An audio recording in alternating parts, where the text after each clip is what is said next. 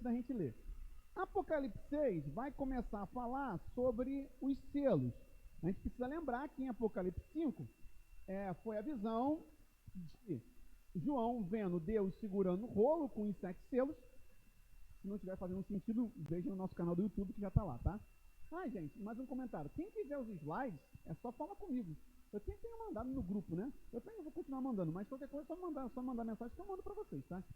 Pois bem, no capítulo 5, João acabou de ver Deus Pai segurando o rolo com os 7 selos. A gente entende que o rolo, ele é o descortinar da história da humanidade e, na história da humanidade, a salvação de Jesus Cristo. E aí a grande questão é, quem vai abrir o rolo? Quem é que tem poder para abrir os 7 selos? Ora, Jesus é aquele que vai quebrando os selos. Jesus é aquele que é digno de abrir o livro e desatar os selos. Ora, a partir do capítulo 6, a gente vai ver Jesus quebrando os selos. E o que acontece? No capítulo 6 é descrito, ou melhor, são descritos 6 selos, tá? E aí o 7º selo, ele vai aparecer só no capítulo 8. Sendo assim, hoje a gente vai trabalhar os 5 primeiros selos. Por quê? O 6º selo, ele também faz parte do capítulo 7. E aí eu vou fazer tudo de uma vez só, tá? Então hoje, só para vocês entenderem, os 4 primeiros selos são os 4 cavaleiros do Apocalipse, os famosos 4 cavaleiros do Apocalipse, e o 5º selo, aí é uma outra questão, na verdade, os mártires. Então hoje a gente vai falar sobre os 4 cavaleiros do Apocalipse, e ao todo falaremos sobre os 5 primeiros selos, em nome de Jesus. Vamos ficar de pé, a fim de fazermos a leitura. A gente vai ler então a narrativa dos 5 primeiros selos, tá? A gente vai do versículo 1 ao versículo 12. Vamos lá. Vi quando o cordeiro quebrou o primeiro dos 7 selos, e ouvi um dos 4 seres viventes dizendo, como se fosse som de trovão, vem. Vi então, aqui o primeiro cavaleiro, e eis um cavalo branco. O seu cavaleiro tinha um arco, e foi-lhe dado uma coroa, e ele saiu vencendo para vencer. Versículo 3. Quando o cordeiro quebrou o segundo selo, ouviu o segundo ser vivente dizendo, venha. E saiu outro cavalo, que era vermelho, e ao seu cavaleiro foi dado poder para tirar a paz da terra e fazer com que os homens matassem uns aos outros. Também lhe foi dado uma grande espada. Versículo 5. Quando o cordeiro quebrou o terceiro selo, ouviu o terceiro ser vivente dizendo, venha. Então olhei e eis um cavalo preto, e o seu cavaleiro com uma balança na mão. E ouvi o que parecia uma voz no meio dos 4 seres viventes dizendo, uma medida de trigo por 1 denário, 3 medidas de cevada por 1 denário, e não danifique o azeite e o vinho. Versículo 7. Quando o cordeiro quebrou o 4º selo, ouvi a voz do 4º ser vivente dizendo, venha. Vi então, e eis um cavalo amarelo. O seu cavaleiro se chamava Morte, e o inferno o estava seguindo. E lhe foi dada autoridade sobre a 4ª parte da terra para matar a espada pela fome, com a mortandade e por meio dos animais selvagens da terra. 5º selo. Quando o cordeiro quebrou o 5º selo, versículo 9, vi debaixo do altar as almas daqueles que tinham sido mortos, por causa da palavra de Deus, os mártires, e por causa do testemunho que deram. Clamaram com voz forte, dizendo, até quando, ó soberano Senhor, santo e verdadeiro, não julgas e nem vingas o nosso sangue dos que habitam sobre a terra? Então a cada um deles foi dada uma veste branca, e lhes foi pedido que repousassem ainda por pouco tempo, até que também se completasse o número dos seus conservos e seus irmãos que iam ser mortos como eles tinham sido. Vamos orar mais uma vez, Senhor, nosso Deus, nosso Pai. É com temor e tremor que nos aproximamos da Tua palavra. Tem misericórdia de nós, ilumine nosso entendimento a fim de aprendermos sobre Ti, em nome de Jesus Cristo. Amém. Podemos sentar, meus irmãos? Vamos lá, né? Muitos símbolos, muitas questões, mas estamos aqui para isso. Pode botar aí, Ricardão, em nome de Jesus. Vamos lá, Apocalipse 6, o cordeiro quebra os selos, os 5 primeiros selos, os 4 cavaleiros do Apocalipse, é o sangue dos mártires. Pode passar, por favor. Então, aqui a gente tem o primeiro selo. Vi quando o cordeiro quebrou o primeiro dos 7 selos, e eu vi um dos 4 seres viventes dizendo, como se fosse som de trovão, vem. Vi então, e eis um cavalo branco, o seu cavaleiro tinha um arco e foi-lhe dado uma coroa, e ele saiu vencendo para vencer. Meus irmãos, Assim, existe uma discussão longa sobre quem são os 4 cavaleiros do Apocalipse. Eu, particularmente, entendo, e vou defender isso, que os 4 cavaleiros do Apocalipse não são pessoas ou entidades específicas, mas são símbolos do que? Conquista, guerra, fome e morte. Então, na verdade, nesse entendimento, cada cavaleiro do Apocalipse corresponde a um julgamento que Deus trará sobre a terra, a uma consequência do final dos tempos. A primeira, a vitória. A vitória de quem? Não vou dizer de Satanás, mas a vitória é da destruição, nesse sentido, a destruição vai se alastrar. Depois disso, a guerra. Depois disso, a fome, porque é uma progressão. E, por fim, a morte, que é a consequência de guerra e fome. Tá bom? Agora, isso é um consenso? Não. Principalmente quando se refere ao cavaleiro do cavalo branco, ou ao cavaleiro branco. Existe uma discussão gigantesca sobre quem seria esse. Eu vou ler isso daqui a pouco. Tem gente que diz que é Jesus, tem gente que diz que é o anticristo e tem gente que diz que é um símbolo. Veja que, assim, são opostos, né? Eu não entendo que seja Jesus. Por quê? Por alguns motivos. Primeiro, Jesus já está em cena. Quem é que quebra o selo? É Jesus. Portanto, lógico, né? E quando o cordeiro quebrou o primeiro dos 7 selos. Então aqui já está Cristo. Eu não vejo sentido Jesus estar quebrando o selo e ao mesmo tempo cavalgando. Não estou falando que Jesus não tem como estar em 2 lugares ao mesmo tempo. Tem. Mas isso não faz muito sentido, tá? Na minha concepção. Até porque a gente está falando na progressão de destruição. Logo, não faz sentido pensar que Jesus faria parte disso. Só que aí vem a grande questão. Mas o que é vencendo para vencer? Porque alguns consideram que se aqui for Jesus, aqui seria o evangelho que saiu vencendo para vencer. Eu não entendo dessa forma, isso vai ficar até claro ao longo da exposição. Simplesmente porque é o desejo do coração dos homens de sair para vencer. É a cobiça humana e as consequências dela, a guerra, a fome e a morte. Tendo feito essa breve introdução, vamos para os slides. Pode passar, Ricardo. Vai fazer mais sentido agora. Vamos lá. O cavaleiro do cavalo branco seria Jesus? Nada indica que seja, por 2 motivos. Mas vocês vão ver, o Dr. Chad discorda disso, mas vamos com calma. Jesus já está em cena. É ele quem quebra os selos, visto ser ele o único digno de abrir o livro e quebrar os selos. Ele é o cordeiro. Além disso, no capítulo 19, aí dá para afirmar com certeza que é Jesus no capítulo 19. No capítulo 19, veremos Jesus cavalgando. No capítulo 19, fala sobre o cavaleiro do cavalo branco. Só que lá chama esse cavaleiro de o Verbo de Deus. Ora, então, é inequívoco que no capítulo 19 está se referindo a Jesus. O que eu entendo? Eu também entendo o seguinte, que se fosse para a gente entender que era Jesus, seria claro. Em nenhum momento João deixa dúvidas quando é Jesus. Por quê? Porque não pode ter dúvida quando é Jesus. Portanto, se não é clara a passagem, para mim é um indicativo que não é Jesus o cavaleiro branco. Aqui. Então, 3 motivos pelos quais eu não acho que o cavaleiro do cavalo branco, primeiro cavaleiro, seja Jesus. Primeiro, Jesus já está em cena. Ele é aquele que quer. Segundo, no capítulo 19, quando fala de outro cavaleiro branco, refere a ele como o Verbo de Deus, que obviamente é Jesus. Terceiro, não faz sentido achar que João se referiu a Jesus e não deixou isso claro. Gente, foi ou ficou muito doidão? O quê? Não foi, Renan? Então, calma aí, eu vou explicar de novo. É simples. Uma das teoria feia, né? Uma das possibilidades é que o cavaleiro branco seria Jesus. Por quê? Simplesmente por causa da cor branca, tá? Só por isso.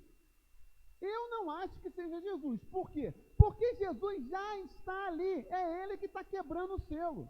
Jesus já é o cordeiro que está falando isso. Ora, Jesus vai estar contando a história e participando ao mesmo tempo da história. Isso para mim é muita loucura. Jesus vai estar no cavalo e é o cordeiro ao mesmo tempo? Isso para mim não faz sentido. Além disso, no capítulo 19, vai ser dito sobre o cavaleiro branco que se chama o Verbo de Deus. Ora, o Verbo de Deus, não há qualquer dúvida que seja Jesus. E por fim, eu não consigo entender que quando você se refere a Jesus, você vai deixar isso meio oculto. João não ia deixar oculto quando é Jesus. Quando é Jesus, meus irmãos, tem que ficar claro que é Jesus. Logo, por esses motivos, eu não acho e não acredito que o cavaleiro branco seja Cristo. Eu só acho que é um símbolo, apenas isso. Foi? Eu nunca sei se... Ricardo, foi? Eu nunca sei se vocês acreditam mesmo, mas tudo bem, vamos lá. Depois leia os slides. E aqui? Consideremos ainda que não é apenas um cavaleiro, mas 4. E aí, assim, não, olha só. Seria muito estranho o primeiro cavaleiro ser Jesus, o segundo ser a guerra, o terceiro ser a fome e o quarto ser a morte. O que Jesus está fazendo no meio disso aqui? Então, assim, eu não consigo ver isso, tá? Como Jesus. Isso aqui é o que representa cada um deles. A conquista, porque o primeiro saiu vencendo para vencer, o outro é a guerra, o outro é a fome e a morte. Vamos lá. A Bíblia de Estudo da Fé Reformada diz o seguinte, que aí para mim isso aqui é muito claro. Essas calamidades caracterizam um período indefinido antes da segunda vinda. Como assim? Gente, isso aqui são os sinais do final dos tempos. Cada vez mais a gente tem visto o quê? Guerra. Cada vez mais a gente tem visto o quê? Fome. A Argentina está passando... Vocês já viram o que está acontecendo na Argentina? O pessoal está passando fome na Argentina. Venezuela estão passando fome. A Argentina, o pessoal está querendo trazer dólar para dentro da Argentina porque a moeda desvalorizou demais. Na Coreia do Norte, no Natal, o que o ditador lá falou foi: comam gansos, porque tem muito ganso. Não tinha carne, o pessoal está comendo ganso. Tá? Então, assim, isso aqui está cada vez mais presente. É o quê? São os sinais dos finais dos tempos. A conquista, cada vez mais, a gente está numa disputa geopolítica gigantesca. Questão relacionada aos BRICS. Existem os BRICS, né? Brasil, Rússia, Índia e China. E África do Sul. Está querendo expandir. Aí o presidente da França já falou que é contra isso. Enquanto isso, está tendo briga lá em cima. Questão de OTAN com Ucrânia. Cada vez mais a questão da conquista está crescendo. Aquilo que a gente achava, né, meus irmãos? Que depois da pandemia, o mundo ia viver uma paz. Só tem guerra depois da pandemia. O nego está se matando, tentando conquistar um outro miseravelmente. Isso eu não preciso ir longe. Vocês têm visto na televisão o que está acontecendo em São Paulo. Em São Paulo está uma guerra miserável, gigantesca, tá? Eu estava vendo até uma entrevista do secretário de Defesa de São Paulo explicando o que está acontecendo. Então, vejam, é isso. Isso para mim é muito claro que está acontecendo, tá? Então, vamos lá. Essas coisas aconteceram nos tumultos do Império Romano. Nem vou comentar sobre isso aqui. E podemos esperar que aconteçam antes da segunda vinda. As imagens são capazes de aplicações múltiplas em toda a história da igreja. Na verdade, eram os tumultos advindos da divindade do Cordeiro para abrir os seus da voz dos seres viventes. Passa, por favor, que vai ficar um pouquinho mais claro. Aí, olha só. Esses julgamentos representam a mão disciplinadora de Deus sobre o mundo rebelde. Você pode falar assim, por que Deus permite? Deus permite para trazer juízo. Por que Deus permite que conquistem até o povo de Deus? Não acontecia isso com Israel? Por que Deus permitia que um povo, sei lá, inimigo, Babilônia, Assíria, derrotasse Israel? Para trazer juízo. Então é por isso que essas coisas acontecem. Tá? É o juízo de Deus sobre o pecado, meus irmãos. Sobre o pecado do mundo. A Bíblia de Estudo da Reforma fala o seguinte: quando cada selo é aberto, desencadeia-se uma calamidade do tipo que Jesus tinha predito. Isso tudo, lembra que lá no sermão escatológico, a gente trabalhou muito isso. Jesus predisse guerras, fomes, pestes, tudo isso está se cumprindo agora. Tá? E aí, a NVI, aquilo que eu falei, comenta as 3 principais possibilidades do cavaleiro branco. É muito interessante, né? Como é que pode ser? Alguns acreditam ser Jesus e outros acreditam ser o anticristo. É um negócio muito louco. Para mim, isso aqui já demonstra que não tem como ser Jesus, gente. Você não tem como ficar em dúvida se é Jesus ou anticristo, pelo amor de Deus. Para mim, isso aqui já é um argumento demonstrando que não é nem Jesus nem o anticristo. É isso aqui. É um símbolo da conquista. Tá? A última interpretação estabelece uma relação mais natural com os outros 3, que é o que eu concordo. Para mim, o primeiro cavaleiro é a conquista, o desejo do ser humano de conquistar. E Deus vai permitir que isso aconteça. Para quê? Trazer juízo sobre a terra. Só que aqui, o Dr. Chet, ele é completamente contrário a isso. Isso é interessante, né? Ó, o Chet fala o seguinte: mas a cor branca indica que Cristo é o cavaleiro. A pregação do evangelho, mundo afora, não deixará de marcar notável sucesso. Eu discordo completamente dessa visão, tá? Eu discordo completamente. Passa aí, por favor. Deixa eu ver o que vai vir agora. Então, vamos lá. O que eu entendo é isso aqui. Deixa eu só fazer um comentário antes. Lembrem-se de uma coisa.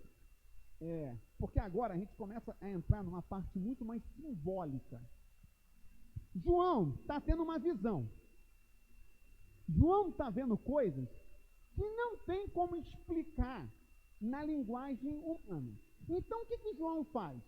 João ele vai botar palavras que fazem sentido para nós.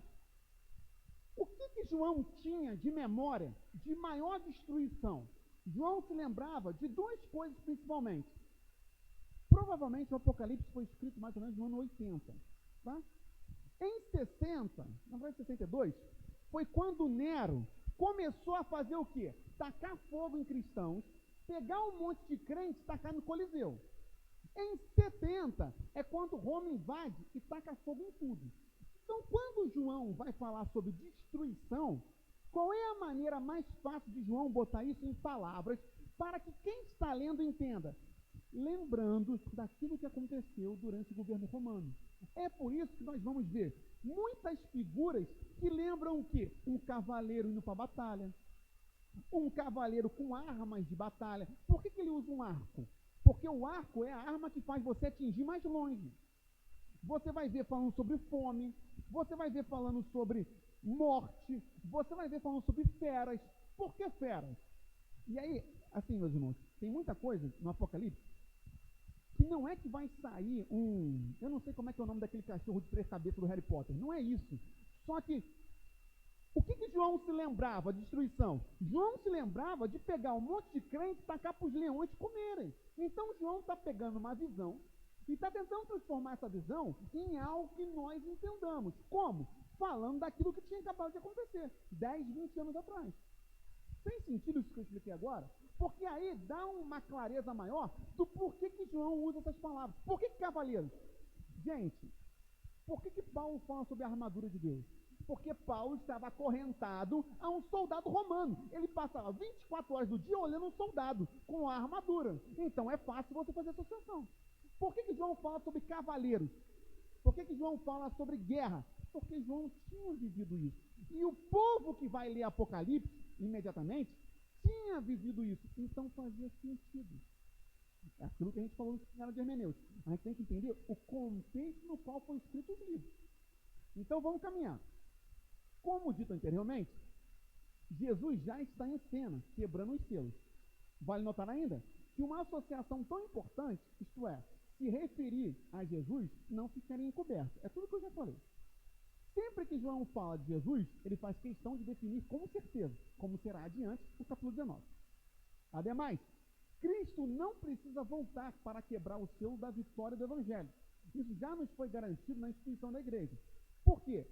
Se fala que o Evangelho é aquele que veio para vencer, Jesus não precisa quebrar um selo para o Evangelho vencer. O Evangelho já vai vencer desde quando Jesus falou o quê? E nem as portas do inferno prevalecerão contra a minha igreja.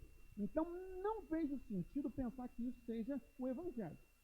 Então, quando ele diz, saiu vencendo para vencer, para mim é o quê? Uma referência ao juízo de Deus. Quando o juízo de Deus vier, meus irmãos, e está vindo, vai passar por cima de tudo e não vai dar para se esconder, tá? Paralelamente, quando Roma invade Jerusalém, aquilo que eu acabei de falar, é isso que acontece. Não podemos esquecer que o discurso escatológico de Jesus veio antes do Apocalipse.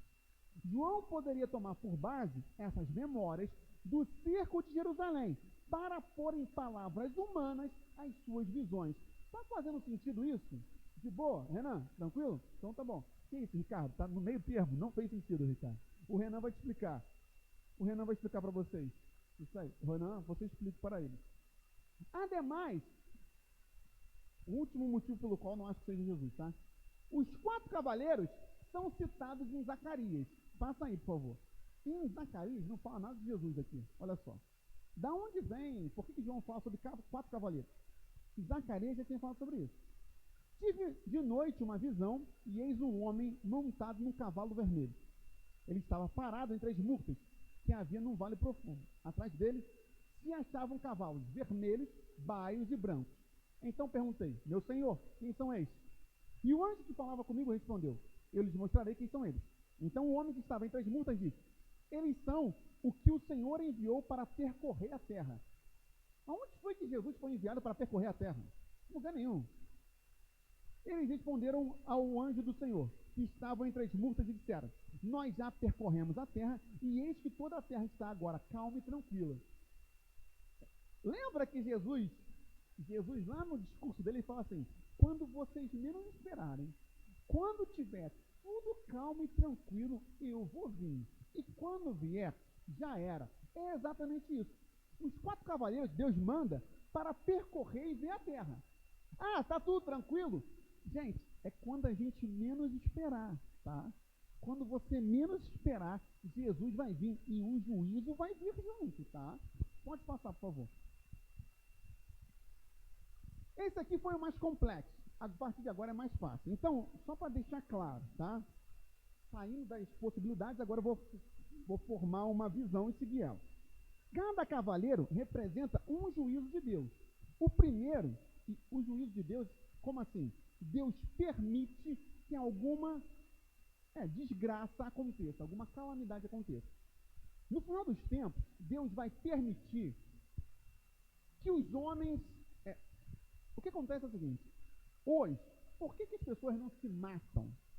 Já acontece muito, mas por que não acontece mais? Porque o Espírito Santo está freando. O que impede as pessoas de entrarem aqui, explodir tudo, a pessoa se matar? Já viu aquele filme, aquele que você tem 12 horas para fazer o que você quiser. Pode matar, pode explodir. É porque depois mudou de nome a franquia, né? Às vezes eu não lembro qual mudou o nome a franquia. Porque antes era um nome, depois virou outro, tá bom. O Espírito Santo está controlando a maldade humana. Pode não parecer, mas está. As coisas só não são muito piores, porque o Espírito Santo está controlando. Quando estiver chegando perto do fim, o Espírito Santo vai deixando acontecer. Porque é tipo assim, agora é o final. É isso que a gente está vendo. Então vai sair para vencer e vai começar a guerra. Veja, que é a consequência do segundo cavaleiro. Agora sim, quando o cordeiro quebrou o selo, houve o segundo ser vivente dizendo, venha, e saiu outro cavalo, que era vermelho. Por isso que não é tão importante a questão das cores. Não é isso que é fundamental, mas sim o que representa o cavaleiro.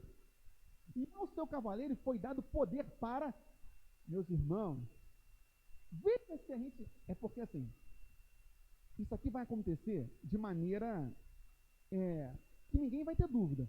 Mas veja se já não parece que a gente está ouvindo o trote desse cavalo. Porque olha só, foi dado o poder para tirar a paz da terra. Isso aqui isso aqui podia ser manchete de jornal de hoje. Tirar a paz da terra. Tirar a paz do Rio de Janeiro, não lembro nem quando o Rio de Janeiro teve paz, né? Madureira, qual foi a última vez que Madureira teve paz? E fazer com que os homens matassem uns aos outros. Também lhe foi dado uma grande espada. O que é isso? Ora, aquele primeiro cavaleiro que saiu para vencer, agora vem o segundo trazendo o quê? Guerra. E vai ser uma guerra que vai acabar com a paz e vai matar todo mundo. Na verdade não mata todo mundo não, tá? Mas vai matar gente pra caramba. Pode passar. Não há muito o que ser comentado, entendendo, e agora sim, que os cavaleiros são símbolos do juízo de Deus sobre a terra e não figuras históricas ou espirituais precisas, tá? É claro que a espada representa a arma de guerra. Parece que o arco do primeiro cavaleiro seja um símbolo da extensão de sua vitória. Assim como o arco alcança longe, a destruição vai vir. Deu para entender isso, gente? Por que isso vai acontecer? É Deus mostrando o seguinte: se não for o meu espírito, vocês comem uns aos outros. É basicamente isso. O final dos tempos é a demonstração que se não for Jesus Cristo, meus irmãos, a gente taca fogo no próprio filho. Porque é isso que aconteceu na história de Israel. Pai sacrificando, teve rei, né? Que sacrificou, queimou o filho para a divindade. É isso aqui O Apocalipse, meus irmãos, é a demonstração que sem Jesus não dá, que a gente devora um ao outro. Tá? Por isso Deus vai permitir essas calamidades. Está fazendo sentido, gente? Porque assim, não é só abstração, que às vezes fica muito simbólico, mas existe um objetivo nos símbolos. Qual é? Mostrar o quê? Que se não for o Senhor segurando isso aqui, acabou. Por isso dependemos de Jesus.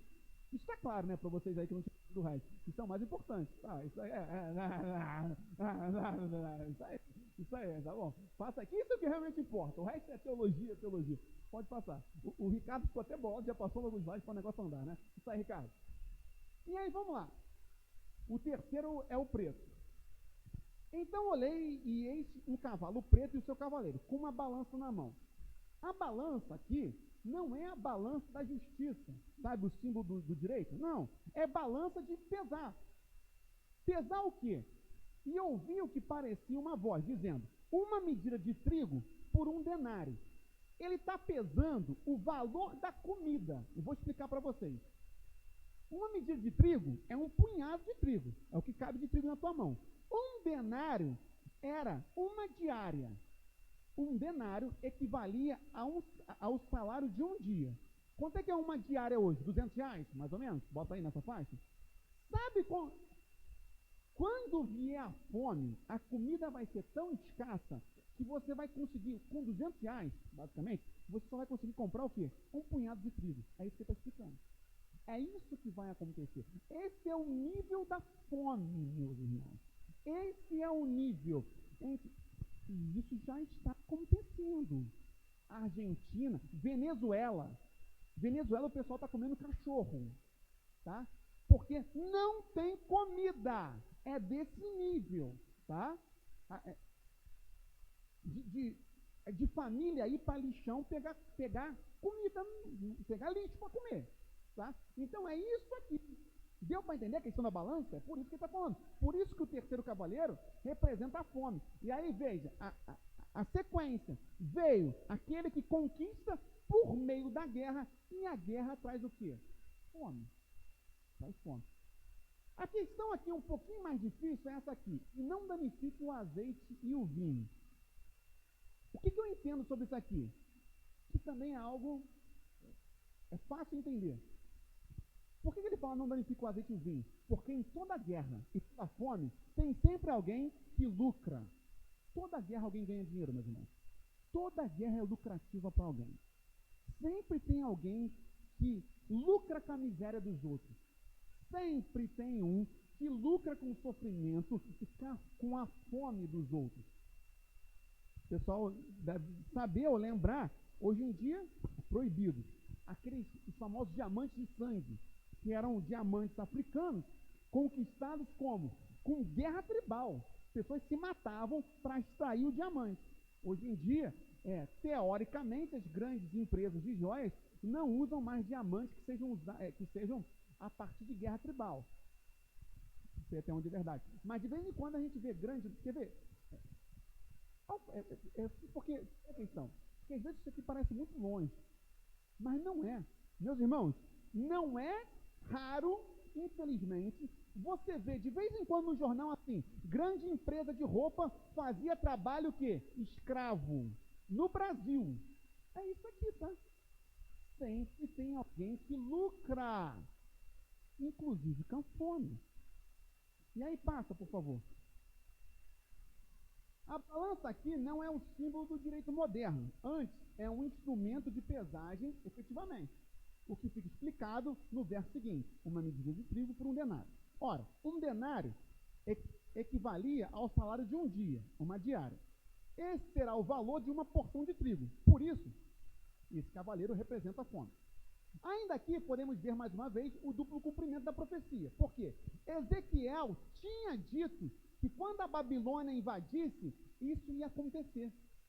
Olha só, lá em Ezequiel 4, a sua comida será por peso, 240 gramas, que você comerá de tempos em tempos. Meus irmãos, aqui ele dá a medida exata. Pensa, você... Às vezes, comida quilo, eu não sei se acontece com vocês, mas às vezes meu prato, às vezes eu falo assim, Jesus, eu não sabia que dava para comer mais de 1 quilo. Não sei se aconteceu com vocês Cadu, teu prato passa de 1 quilo na comida aquilo? Não sabe, né? Não sabe. Não, eu que sei, tá bom. Mas olha só, eu acho que é claro para todo mundo que 240 gramas, vamos lá, né, meus irmãos? 240 não é nada. Agora, você vai comer de tempos em tempos. E olha a fome. A água que você beber será medida 0,5 litro por dia para beber de tempos em tempos. Vai ser 0,5 litro por dia de tempos em tempos. Isso aqui aconteceu quando a Babilônia invadiu Israel, tá? O que você comer será bolo de cevada, assado sobre esterco humano. Tá vendo? Gente, não se impressione quando você vê miséria no mundo. A Bíblia já tinha avisado tudo. Você está fazendo comida em cima de fezes humanas, né? É isso que está falando.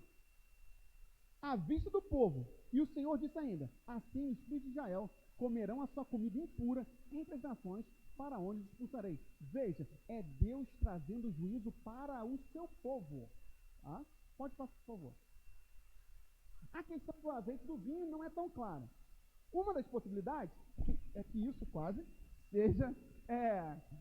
seja uma das consequências naturais das calamidades. Alguém sempre lucra.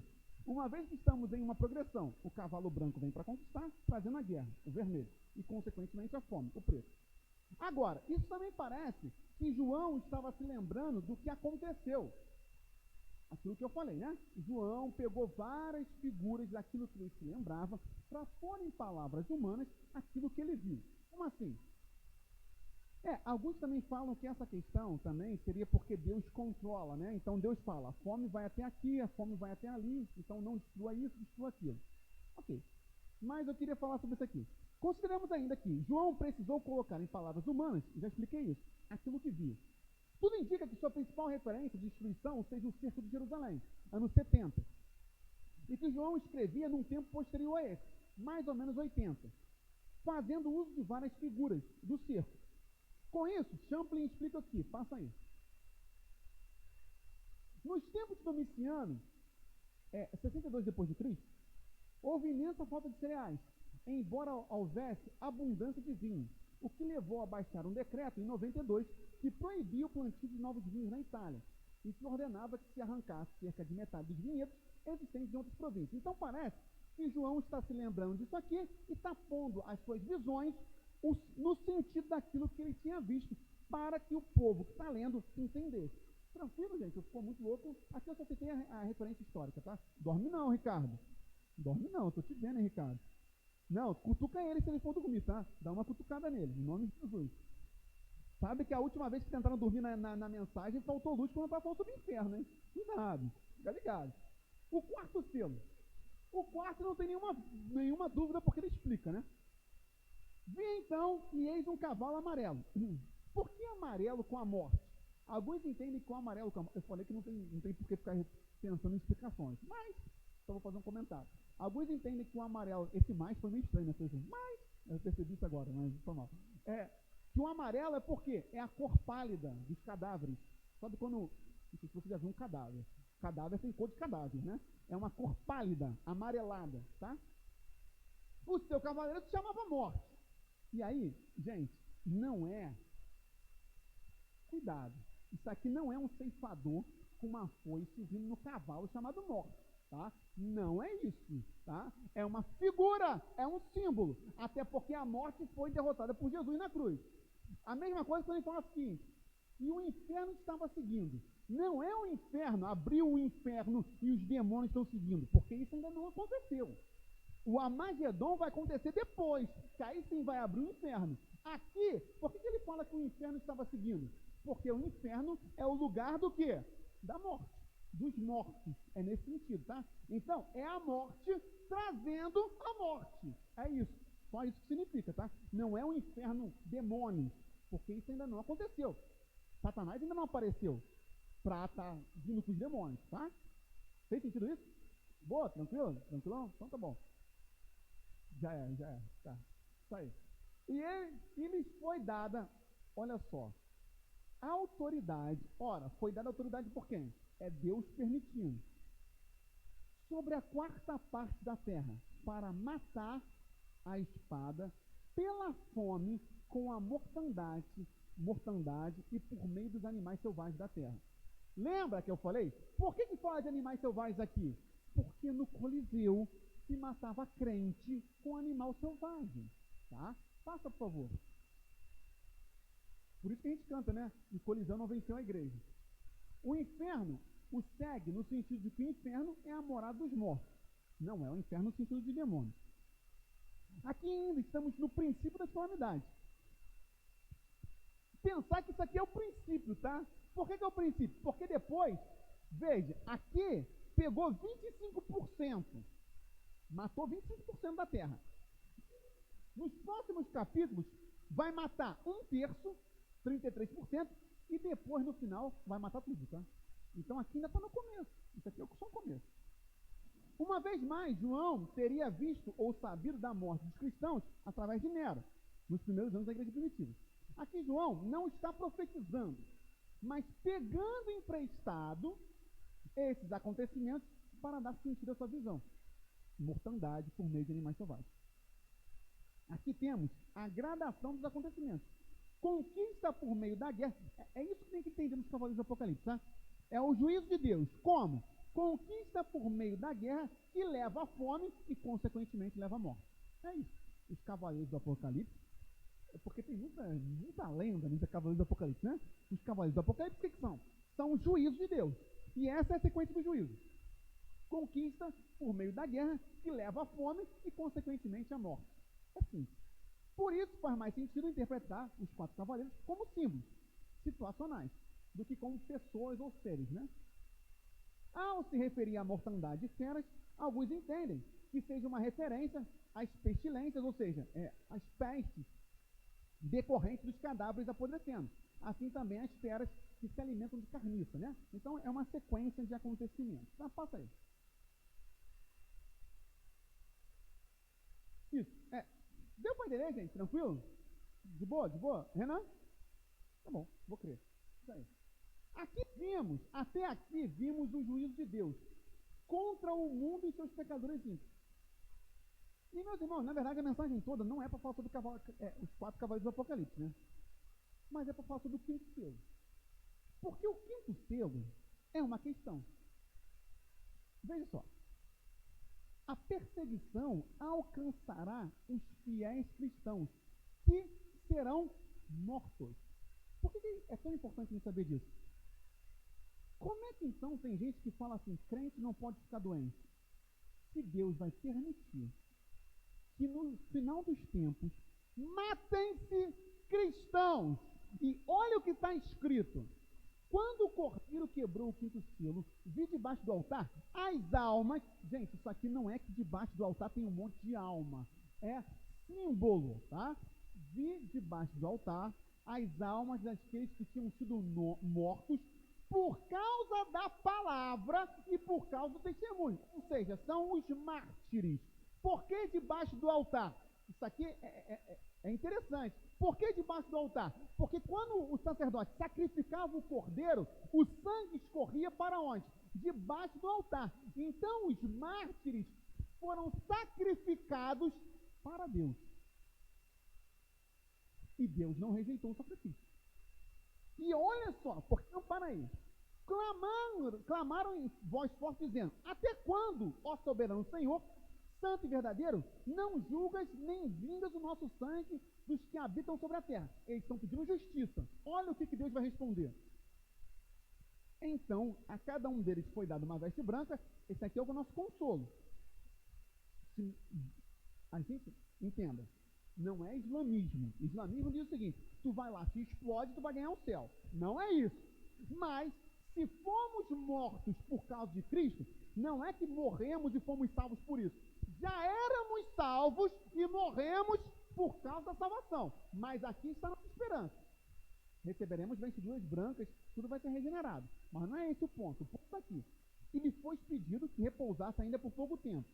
Como assim repousasse? Porque ainda não aconteceu a ressurreição dos mortos. Legal. Só que o ponto está aqui. Até que também se completasse o número dos seus conservos e seus irmãos que iam ser mortos como eles tinham sido. Sabe o que Deus está falando? É o seguinte: Sabe por que eu não posso trazer justiça agora? Porque ainda tem que morrer mais quem? Mais cristão. É isso que Jesus está falando. Qual é a importância de saber disso? Meus irmãos, não caia em evangelho superficial. Não venha me dizer que um crente não pode ser morto, porque vai ser morto. O Apocalipse me garante que muitos já são, desde a época de Estevão, o primeiro mártir, serão e no final vai matar a grande maioria de nós. E Deus é quem está permitindo. Então, cuidado com aquilo que a gente acredita por influência de pregação que não prega a verdade. O Evangelho, meus irmãos, nós seremos mortos. É isso. Fácil. Olha só. Ele veio debaixo do altar, pois como nos sacrifícios do Antigo Testamento, o sangue era derramado debaixo do altar. Deus, e aí veja, já determinou o número de mártires. Já está determinado. Deus já sabe quem vai morrer, tá? Ou seja, isso nunca saiu do controle das contas de Deus. Isso aqui também é claro. Quando se mata um cristão, isso nunca saiu do controle de Deus, tá? Deus já determinou isso. Ninguém, nem humano, nem qualquer outra força, matará mais cristãos do que permitido pelo Senhor. Mas aquilo que for permitido vai ser morto. Aos fiéis mártires é prometido as vestes brancas das entradas celestiais. Não que tenham conquistado a salvação por seu sacrifício, mas porque Deus não se esqueceu deles. Esse é o nosso consolo.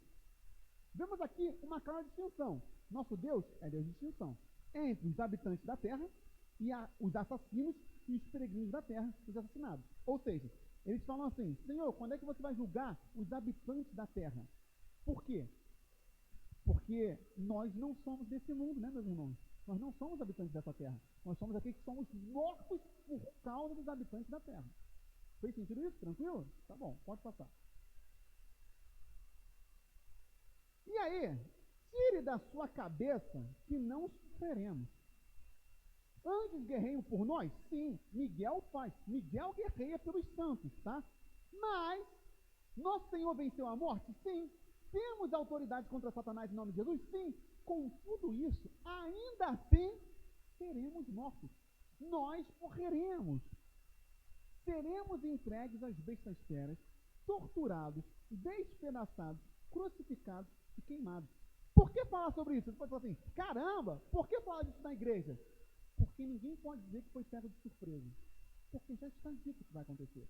O Evangelho, meus irmãos, não é para massagear o nosso ego egoísta. O Evangelho é para a glória de Jesus. Como o Henrique muito bem falou no começo do culto. Henrique mostrou que prestou atenção na aula, né, Henrique? Muito bom, Henrique. Que será glorificado no derramado nosso sangue, como ofertas sacrificiais a Ele no altar dessa terra. Por que Deus permite? Porque são ofertas a Deus. O nosso sangue como oferta a Deus. Ah, mas isso é duro. Duro? Jesus não entregou o seu próprio sangue por oferta a nós? Então não é duro, meus irmãos. Nós morreremos nas mãos de Satanás e de seus seguidores. É exatamente isso. Olha o que Lutero fala. Enquanto isso, devemos nos consolar de que temos esse rei assentado como nosso Senhor, o qual Estevão, isso aqui é um comentário meu, viu em seu martírio. Vocês lembram que quando Estevão estava sendo apedrejado, ele viu Jesus sentado no trono, Deus sentado no trono e Jesus à direita, que já subjugou muitos desses inimigos debaixo dos seus pés e continua a vencer um após o outro. Por fim, ele destruirá todos eles de uma só vez. E embora morramos oprimidos, pisoteados por eles, como aparenta, temos consolo de que ele não se esquecerá de nós, mas nos buscará quando chegar a hora e nos fará assentar nas alturas, de modo que eles estarão sob os nossos pés para sempre. Pode passar, por favor. E aí, eu separei aqui duas poesias, que são músicas, e um pequeno relato no final desse culto, meus irmãos, porque eu vou terminar falando sobre martírio. E essa frase aqui é que eu gostaria que ficasse para nós: que o Cordeiro receba o prêmio do seu sofrimento. Eu vou explicar essa frase daqui a pouco. Segura rapidinho. Isso aqui chama-se a Canção dos Mártires, do Giovanni Si, e diz assim. Você pode ouvir no YouTube, tá? Não tem no Spotify, nas plataformas digitais, no YouTube. Tirem os meus olhos, ainda posso vê-lo. Tire a minha língua, e eu canto por dentro. Tirem minhas mãos, e eu posso senti-lo, pois nada pode me separar, ninguém e nada pode me separar do teu amor. Tire a minha casa, e eu vivo nele. Tudo que eu tenho nunca foi meu.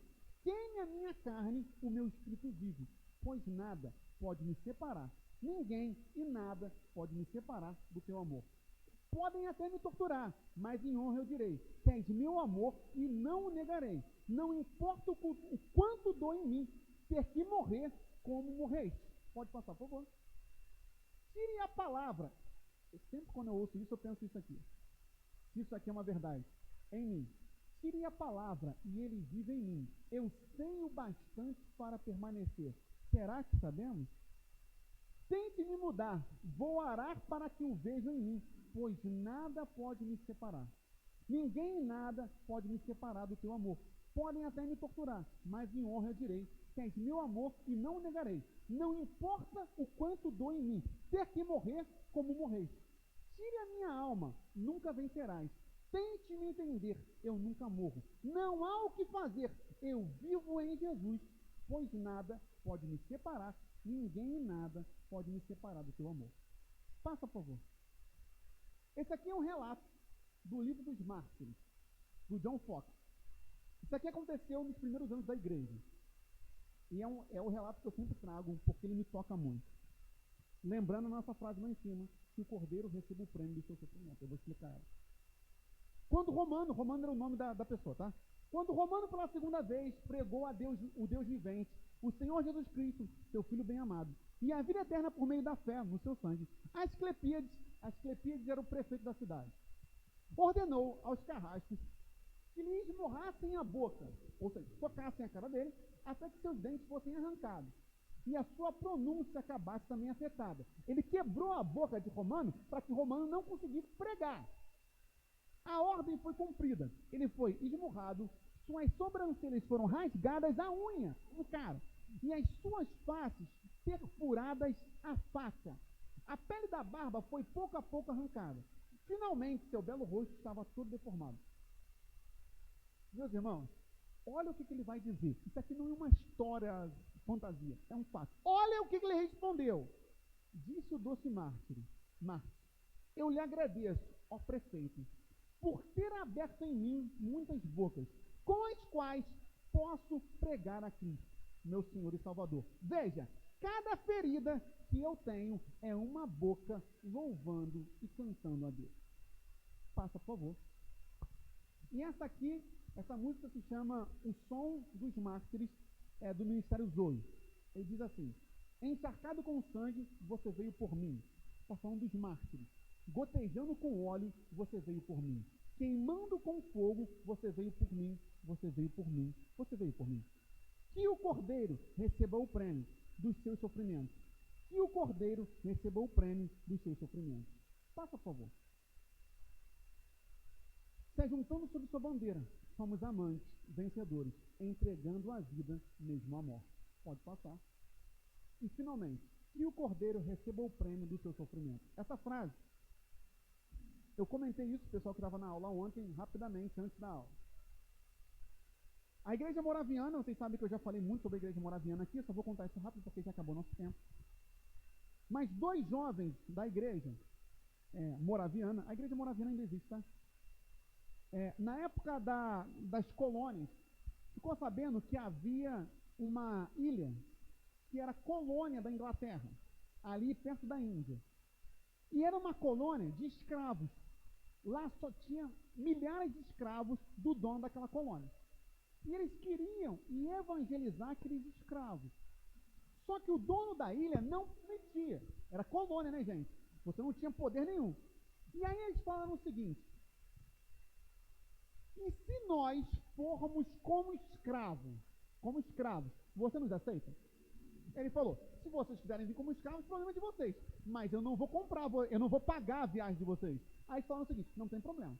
Eles se venderam como escravos, pegaram o dinheiro da venda deles próprios e custearam a viagem deles para a ilha. Quando eles estavam saindo da Inglaterra, no porto, todas as famílias chorando, eles viraram para trás e disseram isso aqui: que o cordeiro receba o prêmio do seu sofrimento. Meus irmãos, no final desse culto, que o cordeiro receba o prêmio dos nossos sofrimentos. O martírio vai vir. Isso aqui não é para assustar, é para informar. O martírio vai vir. A dor por causa de Cristo não é uma possibilidade, é uma realidade. Não estou falando de sofrer por causa do pecado. Isso é consequência. Estou falando de sofrer por causa da causa de Cristo. E o cordeiro receba o prêmio do seu sofrimento. Quando você sofrer por Jesus Cristo, entenda que isso é uma oferta nossa para Deus. O nosso sangue gotejando nessa terra é uma oferta ao Deus que tudo fez por nós. O sofrimento por Cristo é um prêmio que nós não receberemos. Quem receberá é Ele. Porque talvez a maneira mais sublime de cultuar a Deus seja morrendo por amor a Ele. Então, no final desse culto, ao fim do quinto selo, que o cordeiro receba o prêmio do seu, do meu, do nosso sofrimento. Feche seus olhos. Senhor, tem misericórdia de nós e nos conceda a fé suficiente, Senhor, para sermos cristãos verdadeiros. Perdoe os nossos pecados. Perdoe quando nossa fé balança.